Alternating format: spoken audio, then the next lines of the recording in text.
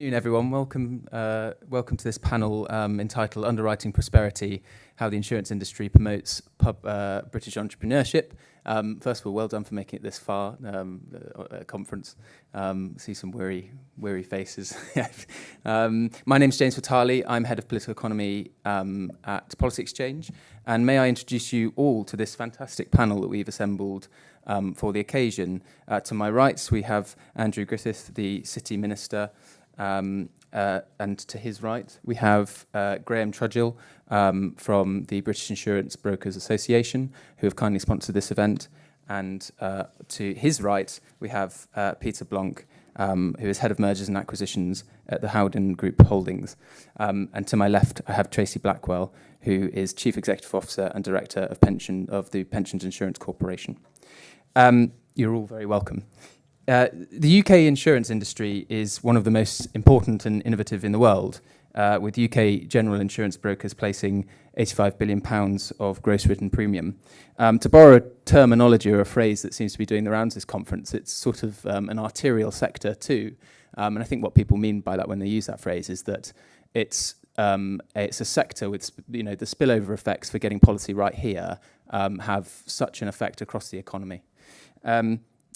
It's an industry that enables innovation, risk-taking, and enterprise, and hopefully those are some of the topics we're going to pick up in the preceding conversation. PX research into this space is leading. We were having a financial services panel earlier in the day talking about our Unleashing Capital paper, which is how to unlock the investment that we need in risk assets. But we're also doing plenty of research into the regulatory reform area too. And we had a recent paper on an A to Z of regulatory reform, which has proven particularly influential.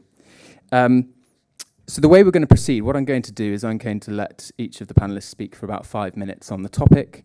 And then I'm going to get a sort of discussion going on between us. That'll probably last for 15 minutes perhaps, and then after that I'll throw up to the audience. There is no question off the table. It's the PX House rule, but you must give your name and affiliation before you make the question. So without any further ado, if it's all right, Graham, I might throw open to you to start to kick us off. Okay. Thanks very much, James, and thanks everyone for coming today. So nothing gets done without insurance. It's an enabler. And planes don't fly, new homes don't get built, and party conferences don't take place. And as Andrew Griffith wrote in the forward in our manifesto, which I'm very grateful for, he says, managing risk is something we all do every day. It helps us be resilient to the unexpected and bring stability to our lives. Enabling us to flourish, insurance has a long history of providing financial resilience, and BIBA brokers and intermediaries play a crucial role to help consumers and businesses find the right protection. So thank you for those very eloquent words, Andrew. My view is that insurance is a fundamental basis for the economic well-being and stability of our society, enabling investment and growth. And having the right insurance enables businesses in all kinds of sectors across the economy to take on more risk and grow. And it helps cover new innovations and risks like self-driving cars, cyber risks that we now unfortunately all face. Brokers help entrepreneurs to grow their businesses and really move from that startup to that scale up. So a strong performing economy relies on the broking sector that is performing to its full potential. But it's not been easy for our sector. There's been a huge increase in the burden of regulation for the insurance broking sector since 2019. The direct regulatory cost has increased by over 40%, the indirect cost even more than that. And UK has one of the highest burdens of regulation among the 21 leading nations, including France, Germany, etc. Our regulatory cost is on average 2 times as high for small brokers, 4 times as high for medium, and 5 times as high for larger brokers to comparative markets. And since 2006, the official FCA statistics show that the number of UK general insurance brokers has reduced by half to 8,261 to 4,197 today. And the reason most brokers tell us that they exit the market is due to inappropriate and disproportionate regulation. And excessive regulation is a drag on growth. But we do believe in proportionate regulation. So bearing all this in mind, we're very grateful to the Minister for his navigation of the Financial Services and Markets Bill through Westminster and introducing the new growth and competitiveness objective on the conduct regulator, the Financial Conduct Authority, the FCA. And the Minister, to follow that up, he had a recent consultation on the new metrics to measure the success of the new objectives. And I think that's a real opportunity to improve productivity and enable growth. And if we can have some new, independent, objective metrics on the regulator, we hope the FCA can no longer set and mark their own homework. The forthcoming cost-benefit analysis panels sound promising, and I hope we would get some really good scrutiny of the proposed new rules going forwards that would support growth and competition.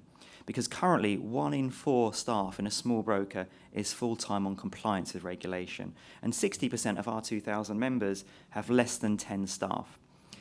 So I think the government now has a real opportunity to achieve a genuine Brexit bonus, improve productivity, help UK businesses to take more risk, support entrepreneurs, and achieve economic growth. There's around 30 different issues in our manifesto, and my top 3 things that I think government could help with to support British entrepreneurship are: number 1, introduce these effective metrics on the regulator, ensuring proportionate regulation, allowing for growth and competition.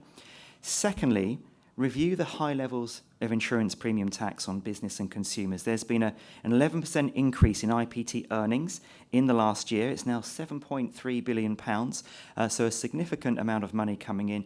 But that does affect the overall cost of insurance, the IPT, and it's led to worrying levels of underinsurance and in some instances no insurance at all as people struggle to afford it, particularly in an economic crisis. And then the final ask, I would say, is to support us in helping to promote signposting agreements and improving access to insurance so we can insure those properties that are at risk of flood, people with medical conditions seeking life or travel insurance cover, and those startups that want to scale up for the future. So ultimately, we want to reduce that protection gap. Thank you. Thanks, Graham. I think that's a great place to start. What I think I'm going to do is I'm going to go to Peter, then Tracy, and then let the Minister respond, if that's all right. So, Peter. Very well. Good afternoon, everyone. I help run Howden. Just a couple of words about Howden. We're the largest non-US broker in the world now. We employ 15,000 people around the world in 45 countries, but around 5,000 of those employees are in the UK. We're an employee-owned business, a bit like John Lewis. 35% of our staff own shares in the business, and collectively they own approaching 40% of the business. We pay, interestingly, I was doing the maths, we pay over £100 million a year in tax, and we place over £5 billion of premium in the UK, which last year meant we paid £540 million in IPT to the Exchequer. So we should get a gold star for that. I think that's the first thing. But what do I want from the Conservatives? Well, for us, we are acquiring lots of brokers in the UK who are selling up because of regulation, but also there's another reason why they're selling, and that's a fear about capital gains tax. Capital gains tax, when I sold my first business in 2007, we had £10 million worth of entrepreneurs relief, 10% CGT on anything in excess of the sum, and it was a very benign environment and very encouraging for entrepreneurs to actually make that step. Now it's 20% with a threat of further increases, although notably, hopefully, touch wood, the Conservatives are not making that threat. But it's a really serious issue because if there's no incentive for a young broker to actually leave and start out on his own, then they're only going to end up in the hands of the big international brokers. And I mentioned at the start, we're the 12th largest broker in the world. The top 11 are all US and all listed. So it's really, really interesting. Yeah, we are bucking the trend at remaining a UK business with UK employee ownership, but we can only do that if we can encourage other brokers to start up in business and grow their small niche practices. On the regulatory front, it's interesting. Part of my role is acquiring brokers around the world, and I look very hard at the metrics of those brokers. Interestingly, across all of the European countries where we have offices, and we have offices in every European country apart from Portugal, on average, we employ one compliance person for every 200 members of staff. In the UK, we employ one compliance person for every 50 members of staff. So it's, to Graham's point, roughly 4 times more expensive from a compliance perspective, just purely at the simple metric of how many compliance staff we employ. I mentioned IPT. IPT is a real drain on productivity in our sector. It's very, very difficult to persuade businesses to take on additional protection and, frankly, to even buy the protection that they essentially need with an extra 12% kick every single time they make a purchase. I renewed a client recently, and it shocked us both to see that the IPT bill for this one transport company was in excess of £150,000 a year, which is just, that's a huge amount straight off the bottom line. No rebates allowable, no repayment. It's a straight hit to profitability. The Brexit front, Graham's already mentioned Brexit. That's been obviously a bit of a challenge in our sector, to say the least. We now have to, for all of our EU business that originates from the UK, so where we have a UK client that sets up operations abroad, we now have to arrange the insurance for their overseas operations via either our Dublin office or our Luxembourg office. As a direct correlation, we think we moved probably in the region of 700 jobs out of London to Dublin, purely as a result of Brexit, which is obviously not ideal. So what do we want? We want capital gains tax, real certainty about capital gains tax, ideally a reduction or an incentive for entrepreneurs to actually start up in business to help the growth of small brokers. Help with IPT. I think as Graham alluded to, the growth in premiums have seen IPT shoot up this year by, in excess of 10%.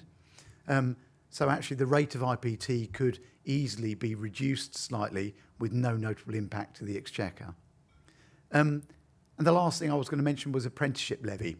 We take on over 1,000 grads and school leavers each year and are struggling to use the apprenticeship levy effectively.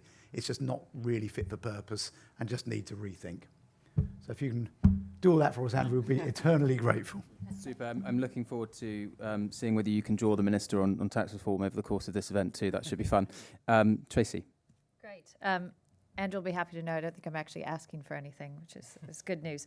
And I probably should have read the brief a tiny bit more. Entrepreneurship. So PIC Pension Insurance Corporation, we are one of the leading providers of bulk annuity insurance in the UK. What does that mean? It means we consolidate UK defined benefit pension schemes and invest that in the real economy. So we have a portfolio of over £40 billion and look after some 300,000 members, policyholders. And over the last 10 years have invested about £11 billion in the UK economy. Not so much in growth capital, which it seems to be all the buzz these days in terms of venture, life sciences, etc. But we actually invest in the real economy through infrastructure type investing, social housing, our universities, solar farms, wind farms, etc., and green energy, mostly through the debt markets. So we're not directly funding entrepreneurship, but at the same time we're providing the base layer where none of that can really happen. None of that good growth stuff can happen without us doing that. So it is absolutely essential. So if you think about what's happening in the UK, and I say this often, we are going through the biggest change in how long-term savings are managed in this country in a generation. DB schemes, 1.5 trillion of them are moving from the private sector into the insurance sector as they're closed to new members and closed to future accruals, which is absolutely right. And then we take that money and we invest in the real economy, as I said. So up to date, our competitors and us have invested probably about 80 billion odd into real long-term assets in the UK. And over the next 10 years, we expect about 600 billion to move into the insurance sector. And we'll say about 30% of that actually goes into funding things like infrastructure, etc. Things that provide us with long-term secured cash flows to back our long-term liabilities. That's a lot of money. And it's hugely important to how we're going to develop the country over the next few years. Part of that and part of the future has really been down to Andrew and his team and the former Chancellor, who's now the Prime Minister, The industry does thank them for their support in getting Solvency II reform done. Solvency II reform is now pretty much nearly there. The PRA has launched its latest consultation on the devil in the detail, and we'll see how that plays out. It reads very complicated, but I'm in conversations with them. I don't think they mean it to be quite as complicated as it reads, but we'll see how that progresses. But the regulatory burden, and I think the overriding theme today is regulation. The regulatory burden remains absolutely intense in financial services, very much a legacy from the financial crisis, and it does put off potential capital from entering the sector. We talk to numerous investors all the time. There's a lot of investors who want to get into this market, and they're put off by the regulatory burden because it is greater than pretty much any other country. To give you a sense of what this looks like, once a year the PRA, FCA, TPR, and any other acronym I can think of, puts out a regulatory grid, which says these are all the things we're going to look at with you, i.e. you're going to give us lots of information. We're going to look at over the next year for financial services, banks, insurers, asset managers, etc. This year it ran to 60 pages. Those are all the things that we are being looked at for, and as a sector as a whole, not us, but everybody. And that is pretty intense. I was trying to calculate, as everyone was talking about, how much of their workforce is spent on regulation and that sort of stuff. I think ours is probably about 15%, which is pretty substantial, and it's only going up. So I was thrilled today. One of my other hats is I am the chair of the Business Advisory Council to a group of Conservative MPs who have formed something called the Regulatory Reform Group, which is looking at how we make regulation better. Not less regulation, but better regulation. And we put our first report out earlier this year, and the second one is coming. So I was thrilled to see the DBT putting out a consultation this morning, which is really looking at regulation and how it works in this country, and how it can be made better, how it can be aligned with what government wants, how it can be proportionate, and importantly, how we can improve accountability. So the RRG work shows that this last bit, the accountability work, is absolutely key. So I currently think the government's doing a great job and has done a really fantastic job in terms of listening to what industry needs and supporting us. But there's always more to do. Thank you, Tracy. And we'll definitely come back to some of those points you made about regulatory reform too. Minister. Yeah, well, thank you very much to Policy Exchange for having me, and the British Insurance Brokers Association for putting this event on. Insurance is a fabulous industry. I often talk about how it's almost alchemistic in terms of that ability of transferring risk, of pooling risk, that enables people to build businesses, to take on risky activities that, if it wasn't for insurance, would either not take place at all, with deleterious effects for society, or would potentially run the gauntlet of adverse consequences that could set their business back, wipe out their business, or set back their personal family's wealth for generations. So we're very lucky in the UK to have such a strong and vibrant British insurance industry, companies like Howden's. What a fantastic story. If we had more people, we'd say we'd need a big round of applause, because that's a great asset that this country has. We sort of lead the world in insurance. It's always overstretched to claim we're world leading, but there's very good credentials that in the insurance market we've not just been the first, but we're also the biggest and one of the most successful. Insurance also plays a role, as Tracy talked about, in mobilising capital because of that time lag between people taking premiums and paying them out.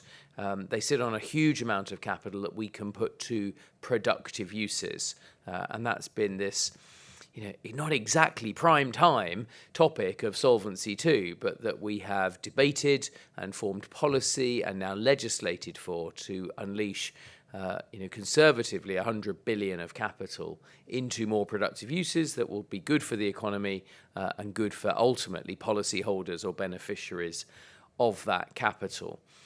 We are at a really important moment in time in the UK regulatory environment. We just passed statute this summer, and the next year or so is about bringing that to life, giving various different instruments based on that legislation, giving them effect and making those a reality.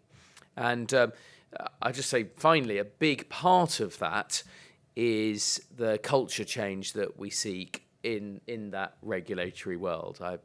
I've been operating myself in regulated businesses, but it is certainly a very well regulated industry in terms of its volume, and a lot of the interventions that we're trying to bring to bear have, like the duty of growth and international competitiveness, that should over time lead to different outcomes. The imposition of a scorecard so that we've got some regular reporting metrics on the regulators, just as we all would have in our own businesses, to make sure that they're executing regulation with the right velocity and in a proportionate way. So there is lots going on. I think this is a good moment in time. The points from the sector are well understood. I won't, I'm afraid, comment on fiscal matters, but they're big numbers, and these things started as small, some people call them stealth taxes. And you are quite right, Peter, to remind us of the very significant magnitude of those. We all know, you understand, you have to balance your books, you understand the importance to the economy of stability, not unfunded tax rises or unfunded public spending. But you will, I know, continue to prosecute your case, and as your minister, I will continue to listen as open jaws open up in time through other things that we can do to bring to bear on productivity within the public sector, to do what we can to lighten the load. Thanks very much, Minister. And yes, something to bear in mind is just how far we've come, I suppose, in terms of something that's a demonstrable Brexit benefit. The Edinburgh reforms have been widely praised in the sector, and a real show of both ambition and commitment from the government in this area. I've probably got maybe 3 buckets of questions, and then I will, as I said, I'll open up. The first one I wanted to address is the role of the state in all of this. And so 2 questions for the panel. Tracy was talking a lot about not just the quantitative investment, not just unlocking that aggregate level of investment, but making sure it's quality, making sure it goes into the real economy. So I just wanted to ask the panelists, what role does government have in ensuring that? Is it their responsibility? Is it something that should be left to the sector, to the industry, or should they be coaxing investment into the right places? So should I start with that? I was speaking on a panel yesterday with a whole bunch of local government people, including Andy Street, and I think we all violently agreed that the government is the last resort. So when we're looking to invest, it really is, can we make an investment viable in the private sector first? Are there any other guarantees we can get from, say, insurers who might wrap a particular investment? Are there other things we can do to make it palatable for the private sector to invest in before we go to government? But there are some instances where government lending a guarantee for a very small amount can leverage up an investment tenfold, and the benefits of that far outweigh the government guarantee. And this is usually in the case of tail risk. The nuclear industry is a very good example where there's very long-term decommissioning tail risk. The government stepping in to provide guarantees at that level is really incredibly beneficial for today, that we can unlock quite a lot of investment. So we don't think it should be used very much at all, but every once in a while there is a case for government to step in if needed, but mostly in the tail risk category. From my perspective, from the risk side, I think we hate asking government to cover insurance risk. It's kind of our really last stop at the station. From our perspective, we have asked government in the past, so terrorism risk is shared with government, with Paul Ree, and that's matured, and I think it's a good working system that we're happy with. I think in the pandemic, we did ask questions about, can you do the live event scheme, which you stepped in and helped with when the insurance market felt that the whole fortuitousness of insurance was in question. So that was very helpful. There are some systemic risks, which I think is the only times where we would look for government to help. Perhaps some on cyber, as if there was a systemic cyber attack, Is there enough capacity to cover that? And then potentially as well, looking at climate, we have Flood Re, although it's not really a government intervention, I would say. It's more of a market solution, but you're there in case we need you. And hopefully, with continued investment with flood defences and sensible planning on properties going forwards for new builds, we won't need to ask you for that. So I think we'll have conversations when we need to, but we'd much rather do it ourselves. Peter, do you want to come in on that? Yeah, I think, no, I'd just echo what Graham has said. I think it's government intervention should be on demand from the sector, and primarily in our perspective, all around systemic risk and tail risk. And there were some really good discussions during the start of the pandemic about whether we could create an industry-wide scheme with a government backstop. And I think those discussions never quite reached fruition. And I think it would be remiss of us not to keep coming back to that, just in case it happens again. Minister, are you a planner, or do you want the private sector to find these solutions? What a good panel! I've got off a panel, and everyone doesn't want any public money, which is great. Look, I think two things. First of all, the industry, has a lot to teach. Probably the public sector in particular about management of risk. Right? There's a lot of risk in the public sector.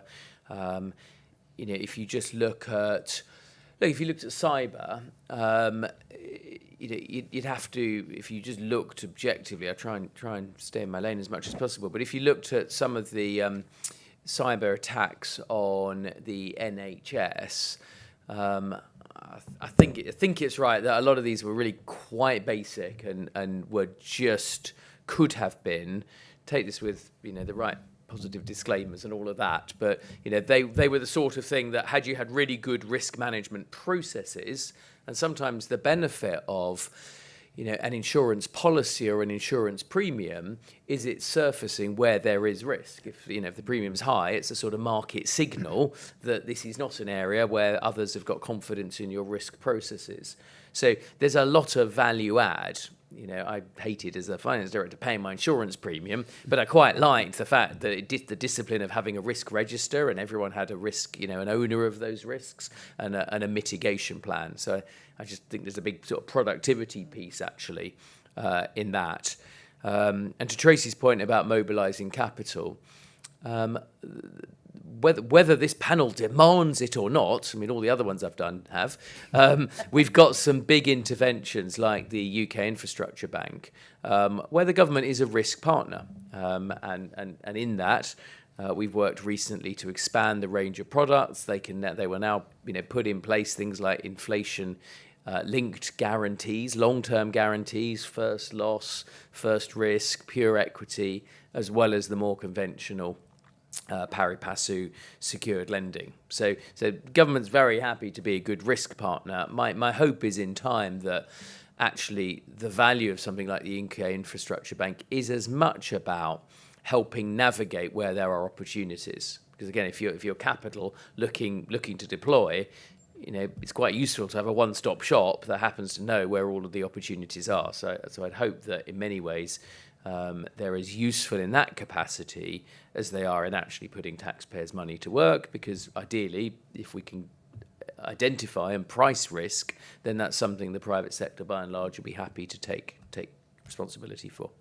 I'm going to come back to regulation in a second, but just one more question about the government's role in supporting the sector. Is there a global Britain trade dimension to all this too, about global risk in the UK's market? And you've been a fantastic support of the sector, but is there a way we can help the British insurance market solve international problems too?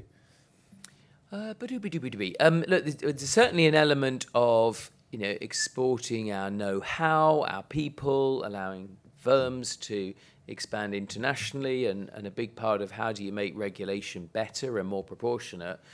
In an ideal world would be more mutual recognition. The idea that someone trying to do the same thing in essentially a similar market, often with a similar, corpus of law, trying to give respective credence for that would just eliminate a point of friction and delay and slowness, which we all abhor. In terms of exporting, I think the sector does do a lot of that. I'd be interested to hear more about that. And we should absolutely, as part of the brilliant global Britain opportunities that we've got, and we are doing things like the Global Investment Summit upcoming, but also giving all of our trade commissioners a very clear KPI about the amount of business written of all kinds, make sure that our fabulous insurance sector's a participant in all of that. And I think there's a big protection gap globally in the global south, particularly. You look at, no insurance in place for crop failures and weather events, and many nations are losing out on that valuable insurance protection. So I think there's a great opportunity. There's new types of insurance like parametric insurance with simple triggers, which I think we could introduce in many nations. So and I'm sure Peter would be at the forefront. I would say, London is absolutely still the world leader in insurance. Tomorrow we have 40 odd CEOs from around the world descending on Ascot for our annual conference, and the talk is all about what specialty classes can we place in London to help them grow in their local economies. And that's fantastic for Britain, and it's a fantastic opportunity for the insurance sector. No, nothing really. Well, I've got two more questions, perhaps, and then we'll throw. We might not be able to get Andrew to make comment on this, but tax has been the sort of subtext for this conference. So I wondered if some of the panelists from the industry wanted to make the strong case for the tax changes that they would want. I think as a country, we want to prioritise those cuts that are going to support growth, economic growth. What's the case for the ones you've asked for? Well, on insurance premium tax, that was introduced 30 years ago at 2.5%. Of course, it's now much more than that at 12%, 20% for some classes like travel insurance. So, as Peter explained earlier, it is a concern because the levels of underinsurance in the UK are very, very high at the moment, and the figures are something like around 45% of businesses are underinsured by about 40%. That's really serious. And it doesn't matter how hard Peter and our other members try to get the customer to take this cyber insurance that they've never had before, they have a budgeted spend, they have costs gone up throughout the business, and they resist. So anything that can be done to help, bearing in mind the IPT, there's been a big windfall, and £714 million more IPT generated this year. If there is something that could help pull that back a little bit, act as a stimulus, particularly for something like cyber insurance, where there's only, I think, 7% of businesses buy standalone cyber cover for their business, and yet cyber attack can happen to anyone, anytime. So any sort of fiscal stimulus would be very welcome on IPT. For me, as I mentioned earlier on, it's all about. I'm a strong believer in the small broker sector. I think they're incredibly important for the insurance industry, and I think an incentive for small brokers to actually start businesses, and frankly stay in business. I hate the fact that we are, it benefits our business by acquiring them. So I'm not, but I hate the fact that the number of brokers is declining and so steeply, and a lot of it is down to fear about taxation. So having real certainty about the future and about the fiscal environment in which businesses operate helps to stimulate entrepreneurship in the first place. And one of the factors in that trend surely will be the cost of regulation, and BEEB has been very vocal about that. Your manifesto earlier this year said that the cost of regulation compliance had gone up by 40% for people in your sector since 2019. So I'm going to turn to Tracy at this stage to talk a bit about regulation. Isn't the problem in all of this that regulation is so important, it's so critical to how the economy functions and society functions, but it's just not sexy. And trying to get people to talk about regulation and get excited about it is really difficult. We speak a lot about culture. How do you change something so embedded in our society as an attitude to risk? Oh, do you know what? I've been really encouraged, especially over the last couple of days, by how many people are talking about things in this way, that in order for the country to grow, we're going to need to learn how to embrace risk again, which everyone seems to have forgotten how to do. And that's completely understandable. Given the financial crisis and everything that happened, there's a completely normal reaction to that, which is pile on more regulation to make sure it doesn't happen again, of course. And I think a lot of people are taking a step back now and realizing that actually that might not work. And it may not. So let's just take pensions, not even DB pensions, but DC pensions. everybody's focused on risk and focused on cost rather than focusing on what is the best outcome for the individual saver. And that's really what this needs to be about. Regulation has become about process and tick boxes rather than about outcomes, and mostly outcomes to consumers. And it just all seems to have been forgotten in this entire conversation. And that's what we need to get back to. And I think we can change things culturally if we start changing the questions that we're asking. A recent conversation with some members of the Treasury Select Committee saying, look, if you actually ask the question to when you have the PRA or the FCA up in front of you saying, what have you done to support growth? It would change the conversation, because this is always about tone from the top if you want to change a culture. So rather than, if something happens, everybody jumps on it and that's what all the conversation is about, there needs to be a conversation with our regulators about how are you promoting growth. And that's just not happening. But again, the government can do that by changing the tone from the top, which is the same in any organization, any company. But it should come from government as well, I think.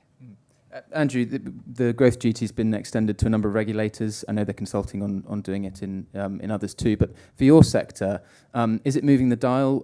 Edinburgh reforms, as we mentioned earlier, have been exceptionally well received. What are the next steps? Look, I mean, I agree with Tracy. I mean, from the first day in this job, I've talked about risk. I think we've started that conversation. It's been picked up. It now gets played back in almost every dialogue that I have. You don't change culture overnight. Sometimes culture, you need to change some of the people. So, we want to bring the practitioner voice back around the table in the regulators. There's just always a bit of a dynamic that, you start a regulator, it gets some really good people from the industry, and then a couple of turns of the handle on, it can be a little bit captured or closed and not as cognitively diverse. So, we're making a conscious effort to try and make sure there are good practitioner voices. The metrics will help, but it's you change culture, and other things will happen from there. Any further comments on that one? I guess my question is, who will regulate the regulator? When the metrics paper, when you've worked through all of that and you're coming out with your next steps, as how we hold them to account for ensuring there can still be healthy growth and competition. Would it be a select committee? Would it be a new Office of Regulatory Responsibility, or something else? What do you think might be a good direction of travel? Well, a good regulator, doing a good job is the direction of travel. There's no point having a wedding cake or a whole bunch of Russian dolls of regulators, and then the regulator, and then the regulator who regulates the regulator. I mean, no. But they have right? to be No. Well, yeah. I mean, we're all accountable to Parliament. Ultimately, that is the law of the land, and that's the place for accountability to sit. No, I mean, I think we have enough of an interwoven, tapestry of different regulators. Some people in the sector are blessed by interfacing with at least 3 out of the 6 or so that exist. So I am now, and I have always been sceptical about creating more institutions. I think good regulations, they're transparent. You've got rights of appeal. We've beefed up the Regulatory Review Complaints Commissioner, so there's like an independent appeal. We've made it a bit more independent. They can build a corpus of law over time to hold people to account, and getting them to publish their metrics. And then if there are deficiencies, it's for Parliament ultimately to either summon and compel ministers to do what they can do, and if there's a deficiency in the powers available, to decide whether or not they want ministers to have more power to direct, but not another talking shop. And as Tracy observes, with the best will in the world, some of the select committees, can sometimes, what's the polite word? They can meander a little bit. They can meander. I mean, there isn't a clear, direction of travel. One day there'll be, maybe aiding and abetting, your direction. Another, it would be quite different. Yeah. If I may, so regulators currently already have to report to an individual department, and Treasury and Andrew's team in particular has done a brilliant job, and not without quite a lot of pain and suffering along the way in holding the PRA and the FCA to account. So when there's something that they think is not particularly right. They're written to, or they make some noise about it, and that's really helpful. I think across industry in general, we need to see more of that, and you really have led the way in terms of holding those regulators to account, because again, each department already oversees certain regulators. It's just a question of holding them to account. So yeah. Thank you. Peter, last word from you before I open up. I think look, in our particular sector, focusing on the general insurance space, it's an incredibly low risk area. It's not systemic as far as its risks are concerned. And I would just like the regulator to have to, every time there's intervention, I'd like them to have to say, and this is helping growth because. Yeah, just actually, and get them talking about it. Every time we discuss with the regulator, it should be, okay, I hear where you're going, I hear what you want to achieve, but look, how is this helping growth? How is this helping the sector to grow and do more and achieve more? And if we ask them that, and hopefully they learn to answer, then it should drive better behaviour.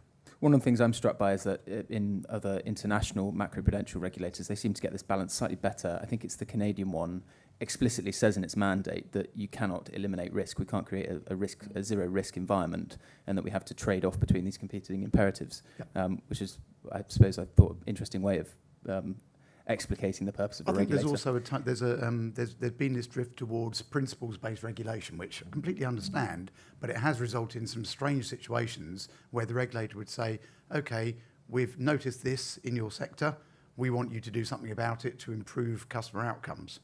So the sector responds, does something, and then the regulator says, no, you got that wrong. It's like, well, tell you what, why not give us a clue in advance of doing the work rather than waiting for what they consider to be an inadequate reaction? Yeah.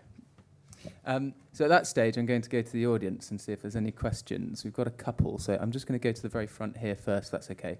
Name and affiliation, please. Hello, Catherine Kennett from the Chartered Insurance Institute. My question is, has the regulatory burden stemmed from the fear from the regulators to play it safe? And what can we do as an industry to help remove this fear? Great question. Who would like to go first on that one? I'd be happy to talk about what the industry can do, and I think that's a really important. I think that's a really, really important issue, and we talk about that a lot. The industry and business in general, but let's take the insurance industry as a starter for 10, has to talk more about how they contribute to society and what the benefit is. And, I think the insurance industry, certainly on the life side, has done a huge amount in terms of that, especially with regard to all the conversations around Solvency II, highlighting where we invest, what we do, how we support economies, and how we're going to do that going forward. There's a lot of good work being done at the ABI on investment delivery, and looking at new sectors and how the insurance industry can play in that. So I think the industry can do stuff to help itself by putting its head above the parapet and actually talking about the good things it does, which I think business in general is fairly reluctant to do, but I think it's absolutely necessary if we're going to regain that trust with consumers and society. I think sometimes the regulator's language can be quite aggressive. If you look at the portfolio letters that have just come out to the sectors, you can see, they really want to push, you will comply with these regulations or else kind of approach. So we do make a huge effort to try and comply. That's why the cost of compliance is so much, because you don't want the risk of being fined, publicly shamed, told you can't trade that line of business anymore. So we do have to take regulation really seriously. There is a fear, as you say, but that's our job. We want to be professional. We want to, but bearing in mind, insurance is based on trust. Okay, people buy something that's not tangible. It's just a piece of paper or a digital receipt saying, we will pay these claims if something happens. So we have to be trusted, and therefore we have to make sure that we're complying with regulation. I would say the starting premise should be that actually the FCA should look at the insurance sector and realise that in the main we are doing a phenomenally good job, and actually the starting premise should be we realise that actually you're doing a great job. You only have to look at Trustpilot reviews in the consumer sector. For a lot of insurance businesses, they're extremely high. We get fantastic outcomes, renewal retention rates in the high 90%. Well, businesses don't renew their insurances with a provider every year, year in, year out, for decades, unless that provider is doing something right. And that should be remembered. And I think that if the regulator comes at it from a premise that, look, there is the good starting point, and we want to work with you to improve it further, then I think that would get a lot more traction than just coming down on, on specific items and in a sort of sword of Damocles fashion. I'd just say that there's sort of incentives dimension to this too, which is that it's quite difficult, I think, sometimes for people in the private sector to draw people's attention to the costs of regulation because they just get whacked over the head by some quango or some campaign group. And Andrew's an example of a politician who's very, very good at setting out the cost-benefit analysis of regulations and the fact they do come with costs. But my personal view is we need politicians to make that case repeatedly, over and over again, that when we introduce a new rule, it creates a cost and it's not cost-free. There was another couple of questions, so I'm going to go just here first and then to the back of the room afterwards. Thank you. Jim Clark from Zurich Insurance. We did a report just a few months ago, I think, with BIBA, with the Chartered Institute, with the Insurance APPG led by Craig Tracy in Parliament. One of the key things that we lighted on was that Peter spoke about was the loss of small brokers, 47% decrease in the last 15 years. And they felt that this really harmed customer service. So we spoke a bit about the sort of burden of regulation. What more can be done, I guess, to sort of look out for some of the customer service and the interaction so that people really understand what they're buying? Insurance is a complex product. Oh, I mean, hallelujah to that. I mean, it's something that has been a mantra of mine for years, that most insurance products, in my view, should only be sold with advice. I think it's incredibly dangerous that we allow people to go online and buy products that they know nothing about and expect them to make a value judgment. And it's not good enough just to say, oh, all the terms and conditions are online.